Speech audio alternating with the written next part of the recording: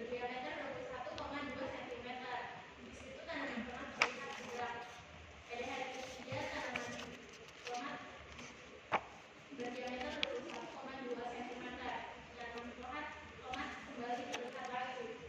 Pada hari keempat tanaman tomat sudah mati.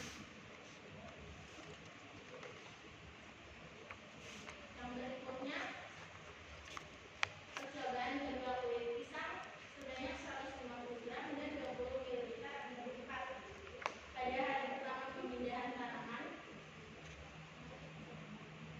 tomat berdiameter 20 cm.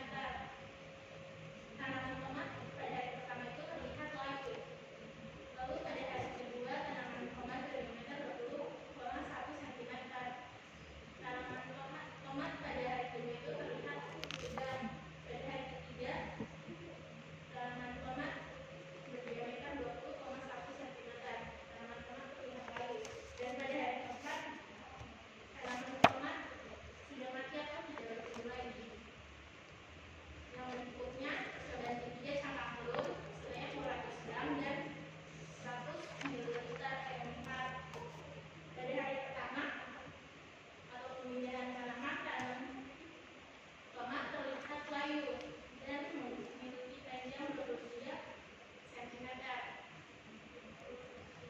Pada hari kedua tanaman tomat terlihat tegak, memiliki panjang 23,3 cm. Pada hari ketiga tanaman tomat terlihat tegak, diameter 23,3 cm. Pada hari keempat tanaman tomat terlihat tegak, mempunyai diameter 23,5 cm. Pada hari kelima tanaman tomat terlihat tegak, berdiameter 3,5 cm. Pada hari keenam tanaman tomat terlihat tegak dan memiliki diameter 23,5 cm. Yang berikutnya tabel keempat percobaan cangkang telur sebanyak 100 gram dan 50 ml air 4. Jadi pada hari pertama pemindahan tanaman tomat terlihat layu. Di situ tanaman tomat memiliki panjang 25,2 cm. Pada hari kedua tanaman tomat berdiameter 20,2 cm dan terlihat tegak. Pada hari ketiga tanaman tomat terlihat tegak dan memiliki diameter 25,4 cm. Pada hari keempat tanaman tomat terlihat tegak dan memiliki panjang 25,4 cm. Pada hari kelima tanaman tomat terlihat tegak dan memiliki panjang 25,5 cm. Dan pada hari yang keenam, hari terakhir, tanaman tomat memiliki panjang 25,5 cm.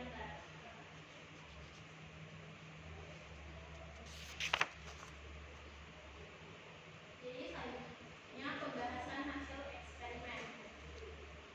Jadi di sini penulis melakukan perbedaan pada tiap tanaman tomat dan perbedaan hasil data tanaman tomat. Berikutnya bagaimana untuk.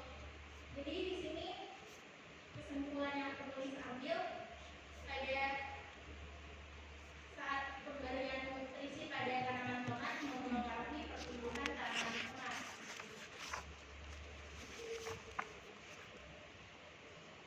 Dan saran bagi peneliti selanjutnya agar lebih memperhatikan lagi pemberian nutrisi pada pupuk agar tanaman bisa hidup. Mungkin sekian dari Ya, Tessa. Waktu selanjutnya untuk tanya jawab. Pak Melki lebih ke isinya atau kontennya, saya lebih ke bahasanya. Silakan Pak Melki. Terima kasih. Jadi judulnya bicara tentang perbandingan pemberian pupuk cair, kulit pisang, dan cangkang telur pada pertumbuhan tanaman tomat. Kan seperti itu ya.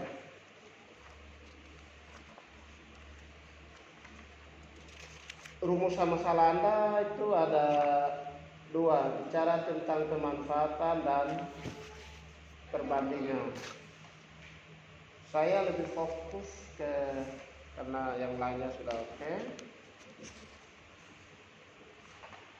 Fokus ke bab 3.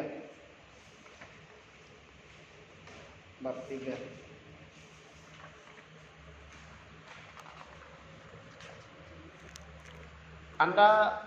Percobaan Anda yang lakukan ini ada satu tempat untuk tanaman tomat yang sudah dicampur dengan kulit pisang, satunya dengan cangkang ya, seperti itu. Jenis tanah yang Anda pakai itu semua sama atau ada perbedaan? Sama. Oke. Kemudian polybag sama ya, sama juga. Penyiraman semua sama. Kemudian ekstrak atau kulit pisang dengan kulit dari telur ini itu juga sama. Tapi faktanya itu ada perbedaan ya. Coba lihat eksperimennya.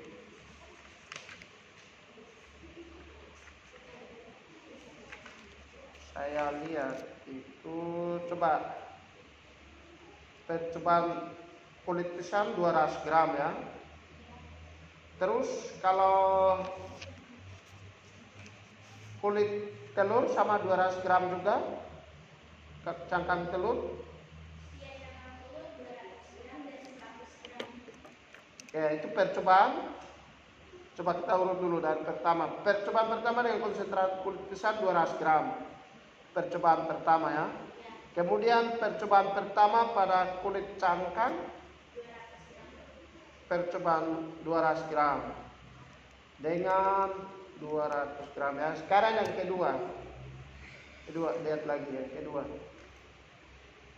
Percobaan yang kedua itu kulit pisang 150 ya. Terus yang cangkang berapa?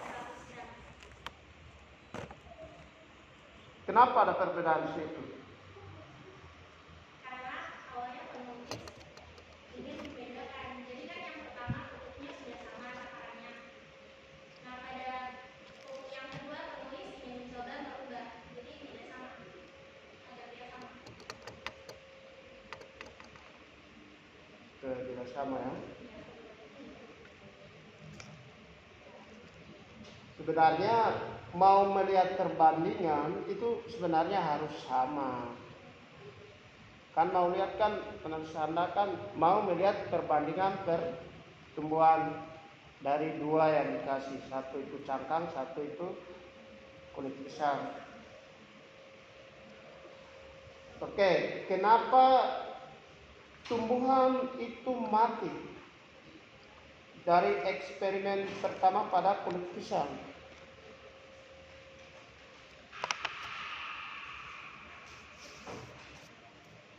Asumsi Anda ini kan mati karena itu di belakang itu karena kelebihan magnesium dan Ca itu apa? Ca itu apa? Kalau Cl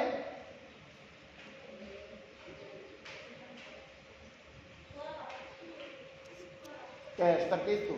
Pemikiran ini hampir sama dengan yang temanmu yang tadi. Jadi kalau sebuah kita tidak bisa memvonis dia mati karena kelebihan ini, kelebihan itu. Kan seperti itu.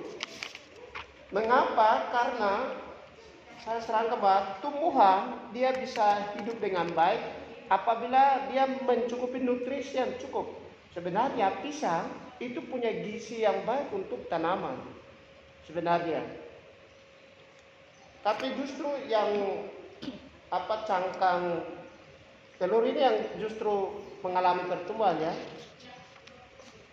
Jadi tanaman yang umur yang sama Anda memindahkan di polybag lalu Memang awal kan dia mengalami stres juga kalau pertumbuhan tanaman itu. Tetapi kita jangan lupa pertumbuhan tanaman itu kita tidak bisa dibilang dia mati karena ini.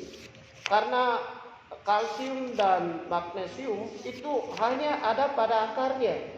Sekarang kita tanya pada mataharinya dulu. Jangan-jangan karena Anda menempatkan tumbuhan itu tidak pada sasaran yang benar. Itu bisa sisi lain. Mengapa? Selain dari lewat silen itu dia butuh fotosintesis yang lebih banyak untuk pertumbuhan. Oke, seperti itu. Sekarang yang cangkang telur dia bisa bertumbuh karena apa? Kalau satunya mati.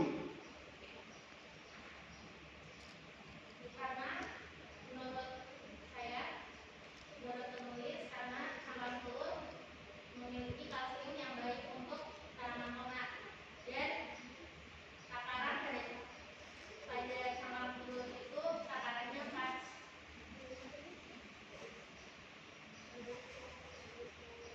Kalau yang ini pisang ini kan punya kalsium juga tinggi. Kalsium yang baik seperti apa? Padahal ini dua-dua kalsium, satu mati satu hidup. Saya juga bingung seperti itu. Karena dua-dua kalsium satu mati, ya. Padahal ini dua-dua membutuhkan unsur yang sama. Tetapi yang mati karena kelebihan kalsium. Ya. Oke, coba dicek baik-baik. Jadi kita tidak bisa mengatakan karena kelebihan kalsium. Mungkin dari langkah awal polybag yang salah, mungkin jenis tanahnya salah, mungkin bisa karena penyiraman yang justru atau perbandingan kan tadi ada perbedaan. Satu itu 200, satu 100. Ini sudah jauh pure sekali. Mau bandingkan apa? Kan bandingkan itu adalah mengarah ke pertumbuhan, kan seperti itu.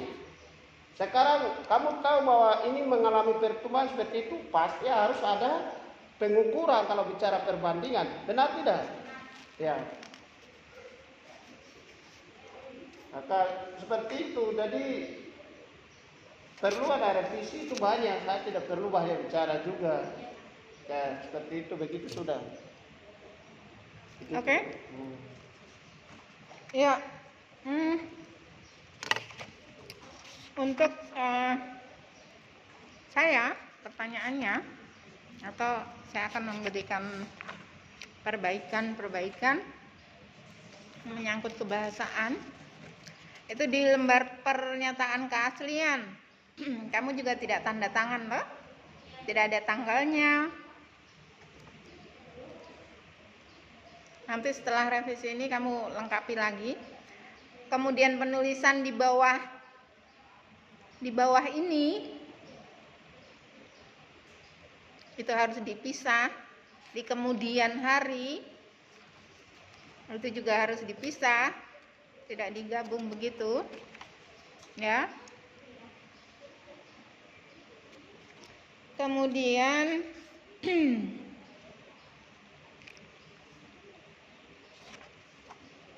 dalam kata pengantar kamu mengatakan bahwa di situ penulis mengucapkan terima kasih yang sebesar-besarnya. Itu tidak efektif itu kalimatnya, ya. Terima kasih saja itu sudah, tidak usah sebesar-besarnya, sebanyak-banyaknya, itu tidak efektif, ya. Kemudian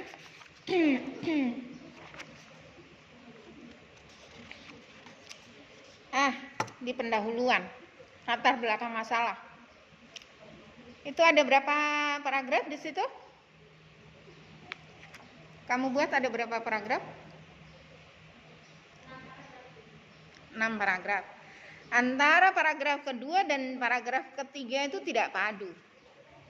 Paragraf ketiga dan keempat tidak padu, tidak ada kaitannya. Padahal kalau dalam satu subbab begitu kan, antara paragraf 1, 2, 3, 4, 5, 6 kan harus berkaitan, harus padu, harus koherensi, ada kohesi, ada koherensi. Nah, antara paragraf kedua dan ketiga, 4 itu tidak padu.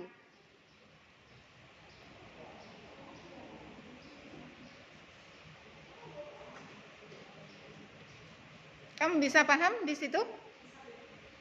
Jadi, oke, sekarang coba kamu lihat padunya bagaimana antara kalimat terakhir di paragraf kedua dan kalimat pertama di paragraf ketiga. Itu harus ada kalimat atau kata yang sama. Kalau kamu berbicara di akhir paragraf kedua, kalimat yang terakhir pada paragraf kedua, di situ hampir semua pisang berwarna kuning, berarti kamu membicarakan tentang pisang kan? Nah, di paragraf ketiga, kalimat pertama ya harus ada kata pisangnya. Kamu membahas tentang kata pisang, gitu, ya? Sama dengan yang ketiga, paragraf ketiga di akhir atau di kalimat terakhir kamu membahas tentang telur. Berarti di paragraf keempat kalimat pertama ya ada kata telurnya. Kamu bagaimana caranya nanti menghubungkan antara kata telur dan pupuk atau bagaimana? Toh? Gitu ya. Kemudian pada rumusan masalah dan tujuan ini juga tidak sesuai. Rumusan masalahmu ada 2. Iya kan? Oke, sekarang kita lihat. Kamu rumusan masalah yang pertama apa?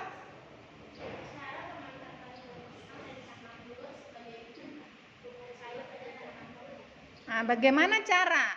Tujuannya apa? Nah, tidak sesuai kan? Harusnya apa? Tujuannya harusnya apa? Kalau rumusan masalahmu seperti itu, tujuan yang pertamamu itu apa? Ya, untuk mengetahui cara pemanfaatan, ya kan?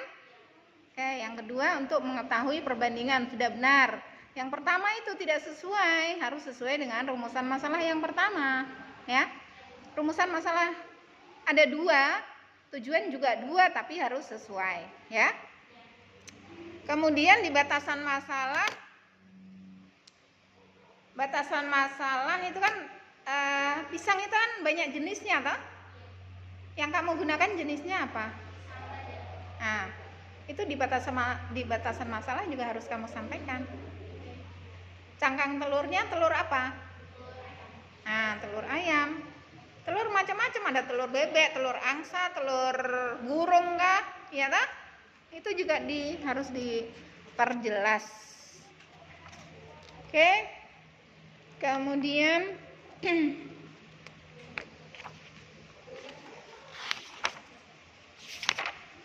kita lihat lagi di pembahasan, itu berkaitan juga, rumusan masalahmu juga berkaitan dalam pembahasan, ya. Saya belum melihat. Jadi kalau rumusan masalahmu yang pertama adalah bagaimana cara, ya kamu menjelaskan caranya bagaimana. Kamu sudah membuat beberapa eksperimen dan yang berhasil itu yang mana? Itu yang kamu masukkan di pembahasannya, yang mana yang sudah kamu lakukan dan berhasil. Kemudian yang 4.2.a nanti kamu buat subbabnya di pembahasan. Itu juga berarti kamu kan rumusan masalahmu itu ada 2, kamu harus menjawabnya di pembahasan kan? Nah, nanti dibuat subbab perbandingan pemberian pupuk, perbandingannya seperti apa? Dijelaskan juga. Gitu ya. Oke. Kesimpulan juga sama, sesuai dengan rumusan masalah. Tadi ada 2 rumusan masalah, kesimpulannya juga menyimpulkan yang kedua rumusan masalah itu tadi, ya. Kemudian daftar pustaka juga. Kamu hanya ada sumber internet, paling tidak ada 1 sumber buku. Itu lebih akurat daripada hanya mengambil dari sumber internet. Dan penulisannya juga kamu tidak mencantumkan tanggal unduhnya kapan. Ya, tidak boleh begitu, nanti ini lagi. Ya. Masih ada 5 menit. Masih ada 5 menit Pak Melki, masih ada tambahan? Oke, jadi saya lihat dari gambar yang ada di lampiran itu kelihatannya apa itu gambarnya itu tumbuhan kayak apa mengalami stres, artinya dia tidak punya daya untuk bertumbuh lagi. Gambarnya artinya karena sudah menguning begitu, kan seperti itu. Itu kalau unsur makanan tanah itu kalau baik, itu berarti dia kendala itu kemungkinan besar di fotosintesis, atau tanah ini jadi terlalu padat. Mungkin karena pupuk yang Anda kasih itu terlalu cair. Kalau terlalu cair, itu tanah jadi nanti padat, sehingga daya untuk bertumbuh di bagian akar itu dia jelas terhambat. Mengapa? Karena daya menghambat kanan kan satunya kan lewat akar juga. Kalau padat, dia mau bergerak bagaimana? Ini berat. Apalagi sudah dikasih seperti itu, lalu penyiraman juga tidak imbang. Artinya volume airnya terlalu banyak. Nah, itu pengaruh. Memang ini kalau dilihat dari gambar itu memang tumbuhan itu sudah mengalami stres itu. Kayak tidak ada harapan untuk bertumbuh.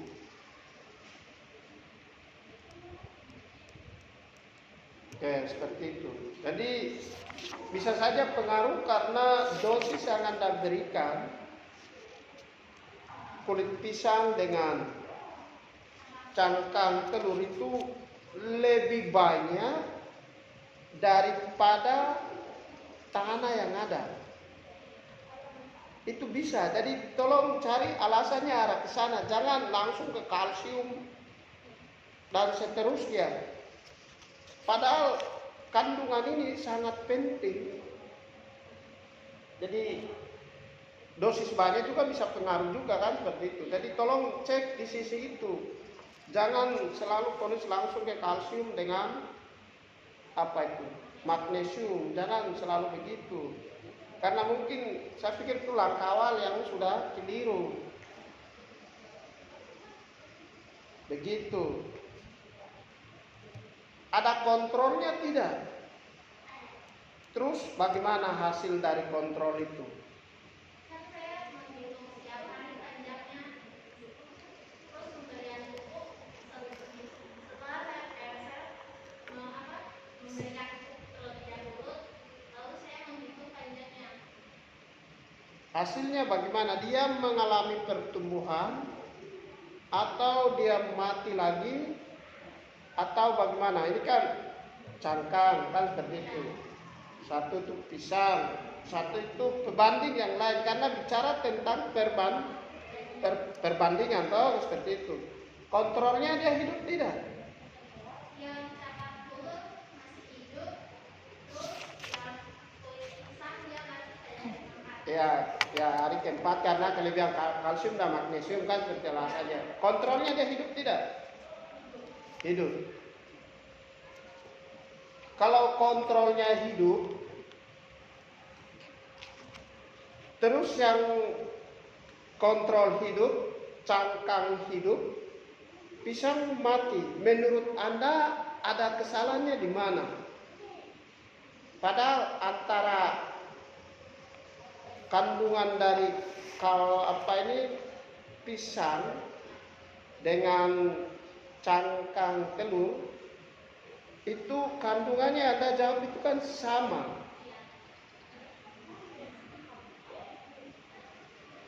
Artinya bahwa begini, ada salah langkah dari awal menurut saya, bukan karena kandungannya. Begitu. Mengapa? Karena satu hidup. Kayak seperti itu. Jadi tolong dicek jawaban yang pasti ada di mana.